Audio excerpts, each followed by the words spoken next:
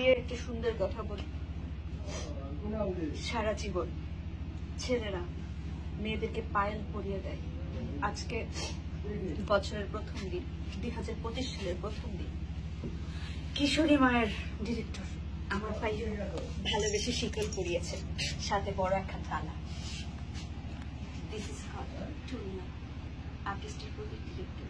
অবশ্যই এটা কাজ, ইউ নো গাইস।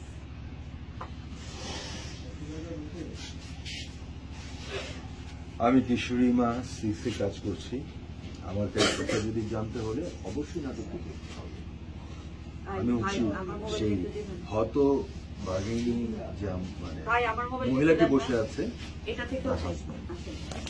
আমি আমার বউকে খুব ভালোবাসি, কিন্তু আমার বউয়ের পাগলামির কারণে তাকে আমি বলে গেছি বাইরে ছাড়ে, যদি হারিয়ে যায়। আমি কিশোরী মা 6 এ কাজ করতে আসছি। আমার ক্যারেক্টার হচ্ছে মুর্শেদা।